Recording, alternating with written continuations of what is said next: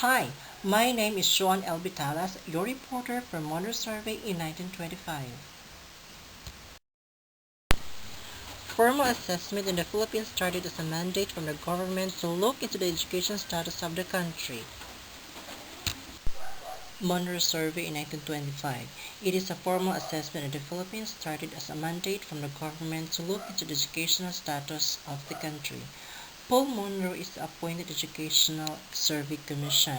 Now, this commission visited different schools in the Philippines. The commission observed different activities conducted in schools around the Philippines. The result of the survey reported the following. The public school system is highly centralized and administration needs to be humanized and made less mechanical. Second, textbooks and materials need to be adapted to Philippine life. Third, the secondary education did not prepare for life and recommended training in agriculture, commerce, and industry. Fourth, the standard of the University of the Philippines were high and should be maintained by freeing the university from political interference. Fifth, higher education was concentrated in Manila. Sixth, English is the medium of instruction was best. The use of local dialect in teaching and character education was suggested. 7. Almost all teachers, which is 95%, were not professionally trained in teaching. 8. Private schools, except under the religious group, were found to be unsatisfactory. Research, Evaluation, and Guidance Division of the Bureau of Public Schools. This division started as a Measurement and Research Division in 1924, which was an offshoot of the Monroe Survey. It was intended to be the major agent of research in the Philippines. Its functions were to first, coordinate the work of teachers and supervisors in carrying out testing and research program. Second, conduct educational surveys. And third, construct and standardize achievement tests. Let's move to the Economic Survey Committee. In a legislative mandate in 1927, the Director of Education created the Economic Survey Committee headed by Gilbert Perez of the Bureau of Education. The survey studied the economic condition of the Philippines. They made recommendations as to the best means by which graduates of the public schools could be absorbed to the economic life of the country. The result of the survey pertaining to education include the following. Number 1. Vocational education is relevant to the economic and social status of the people. Number 2. It was recommended that the work of the schools should not be to develop a peasantry class, but to train intelligent, civic-minded makers, skilled workers, and artisans. Number 3. Devote secondary education to agriculture, trades, industry, commerce, and home economics. In 1930, C.A. Prosser made a follow-up study on vocational education in the Philippines. He observed various types of school and school works. He interviewed school officials and businessmen. He also recommended in the survey to improve various types of vocational education such as grade shop work, professional trade schools, practical arts training in regular high schools, and home economics. Placement work, gardening, and agricultural school are also part of the recommendation of Prosser. Other government-commissioned surveys. After the Prosser survey, there were several surveys conducted to determine mostly the quality of schools in the country after the 1930s. All of these surveys were government-commissioned like the Quezon Educational Surveys in 1935, headed by Dr. George C. Bacubo. Another study was made in 1939, which is a sequel to the Quezon Education Survey, which made a thorough study of existing educational methods, curricula, and facilities, and recommended changes on financing public education in the country. This was followed by another congressional survey in 1948 by the Joint Congressional Committee on Education to look into the independence of the Philippines from America. This study employed several methodologies. The UNESCO study in 1949 overtook a survey on Philippine education from March 30 to April 16, 1948, headed by Merit Trevillayan. The objective of the study was to look at the educational situation of the Philippines to guide planners of subsequent educational missions to the Philippines. The report of the survey was gathered from a conference with educators and laymen from public and private schools all over the country. The following were the results. First, there is a language problem. Second, there is a need to more effective in elementary education. Third, lengthening of the elementary and secondary program from 10 to 12 years. Fourth, there is a need to give attention to adult education. Fifth, greater emphasis on community schools. Sixth, conduct thorough surveys to serve as basis for a long-range planning. 7. Further strengthening of the teacher education program. 8. Teachers' income have not kept pace with the national income or cost of living. 9. Delegation of administrative authority to provinces and chartered cities. 10. Decrease of national expenditure on education. 11. Advocated more financial support to schools from various sources. After the UNESCO study, it was followed by further government studies.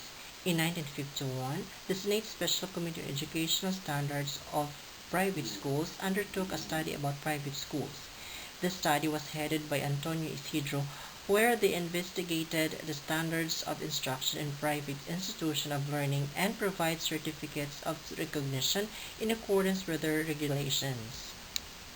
In 1967, the Magsaysay Committee on General Education was created, which was financed by University of the East Alumni Association. In 1930, C.A. Prosser made a follow-up study on vocational education in the Philippines. He observed various types of school and schoolwork. He interviewed school officials and businessmen. He also recommended in the survey to improve various types of vocational education such as grade shop work, professional trade schools, practical arts training in regular high schools, and home economics.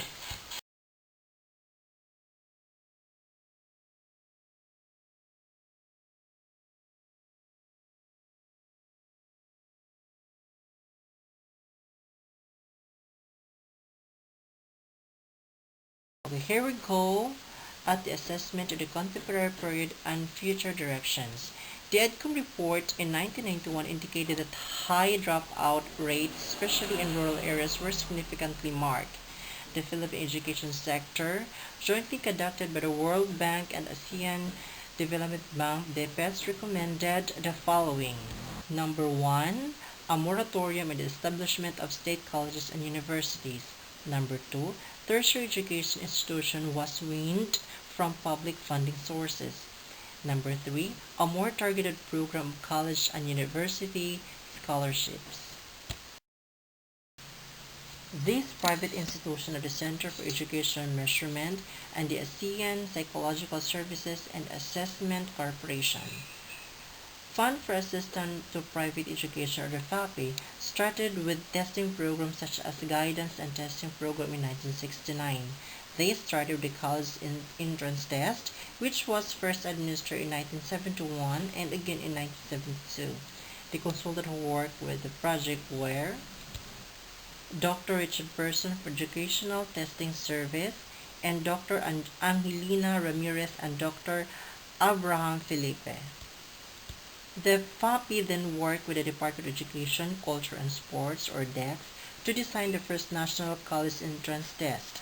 That served to screen fourth-year high school students who were eligible to take a formal 4-year course. The NCEE was completely endorsed by FAPE to the National Educational Testing Center of the DECS. The testing program of FAPE continued, where they developed a package of 4 tests, which are the PACT, SDT, CSQT, and CSAT. The Center for Educational Measurement started as an initiative of the Fund for Assistance to Private Education. The CEM was then headed by Dr. Leticia M. Asozano, who was the Executive Vice President. Since 1960, the CEM developed over 60 tests focused on education, like the National Medical Admission Test. The main advocacy of the CEM is to improve the quality of formal education through its continuing advocacy and supporting systematic research. The CEM promotes the role of educational testing and assessment to improve the quality of formal education at the institutional and system levels. Through testing, the CEM helps to improve the effectiveness for teaching and student guidance. Asian Psychological Services and Assessment Corporation, or the APSA, where Dr. Jenny Wigton, who was then the consultant in various industries, felt the need to measure the Filipino psyche in a valid way because most industries use foreign tests. The APSA was then created to fulfill this need. In 2001, headed by Dr. Leticia Asusano, the former executive vice president of CEM, the APSA extended its services for testing in the academic setting because of the felt need for quality educational testing in private sectors.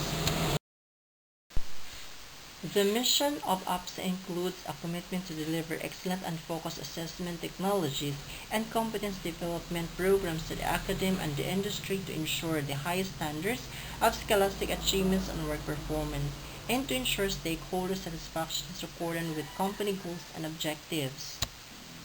The APSA has numerous tests that measure mental ability, clerical aptitude, work habits, and supervisory attitudinal survey. For the academic side, they have tests for basic education, assessment of college potentials, assessment of nursing potentials, and the assessment of engineering potential. Standard-based assessment. Number 1 provides an objective and relevant feedback to the school in terms of its quality and effectiveness of instruction measured against national norms and international standards.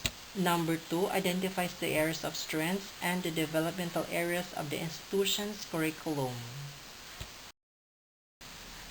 Third, pinpoints competencies of students and learning gaps which serve as basis for learning reinforcement or remediation. And number 4, provide good feedback to student on how well he has learned and his readiness to move to a higher educational level. Building future leaders and scientific experts in assessment and evaluation in the Philippines. The University of the Philippines offers a master's program in education specialized in measurement and evaluation and Doctor of Philosophy in Research and Evaluation. The De La Salle University Manila has a Master of Science in Psychological Measurement offered by the Psychology Department. Their College of Education, which has a Center of Excellence, also offers the graduate programs Master of Arts in Educational Measurement and Evaluation and Doctor of Philosophy in Educational Psychology, major in Research, Measurement, and Evaluation. The Philippine Normal University also offers a degree in Master of Arts in Education specialized in Measurement and Evaluation. The graduate of Miriam College also offered the Master of Arts in Education major in Measurement and Evaluation that addresses the need to fill gaps in the application of statistics to measurement and evaluation. Professional Organization Educational Assessment. Aside from the government and education institution, the Philippine Education Measurement and Evaluation, or the PEMEA, is a professional organization geared in promoting the culture of assessment in the country. The organization was initiated during the National Conference on Educational Measurement and Evaluation, or NCEE in 2008. It was headed by Dr. Rosemary Salazar Clemenia, who was then the Dean of the College of Education in De La Salle University, Manila, formerly EVP of De La Salle College of St. Benilde, together with De La Salle College of St. Benilde's Centers for Learning and Performance Assessment. It was attended by the participants around the Philippines. The theme of the conference was developing a culture of assessment and learning organization. The conference aimed to provide a venue for assessment practitioners and professionals to discuss the latest trends, practices, and technologies in educational measurement and evaluation in the Philippines. The PEMEA was formed with the following purposes. First, to promote standards in various areas of education through appropriate and proper assessment. Second, provide technical assistance to educational institutions in the area of instrument, assessment practices, benchmarking, and process of attaining standards. Third, to enhance and maintain the proper practice of measurement and evaluation in both local and international level. Fourth, to enrich the theory, practice, and research in evaluation and measurement in the Philippines.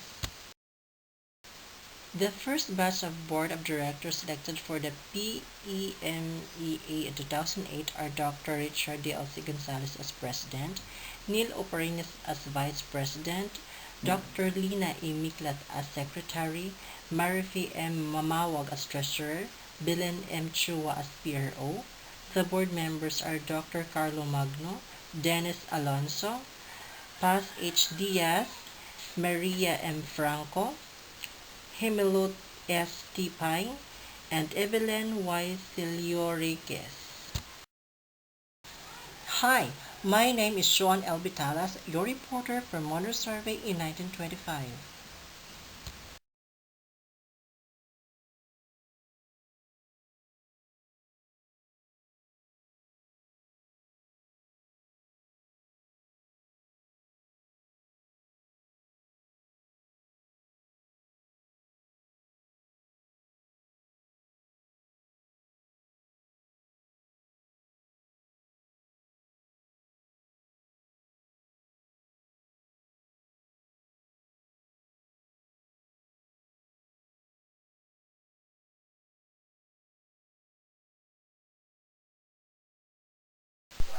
Monroe Survey in 1925. It is a formal assessment in the Philippines started as a mandate from the government to look into the educational status of the country. Paul Monroe is the appointed Educational Survey Commission. Now, this commission visited different schools in the Philippines. The commission observed different activities conducted in schools around the Philippines. The result of the survey reported the following. The public school system is highly centralized and administration needs to be humanized and made less mechanical. Second, textbooks and materials need to be adapted to Philippine life.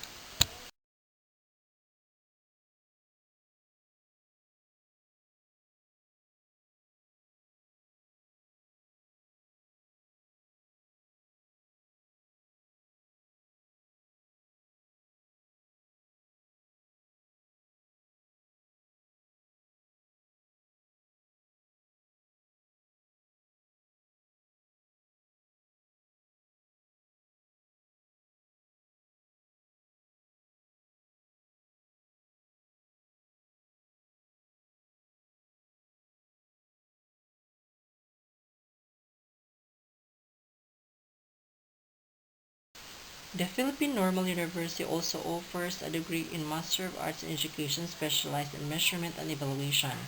The graduate of Miriam College also offer the Master of Arts in Education major in measurement and evaluation that addresses the need to fill gaps in the application of statistics to measurement and evaluation.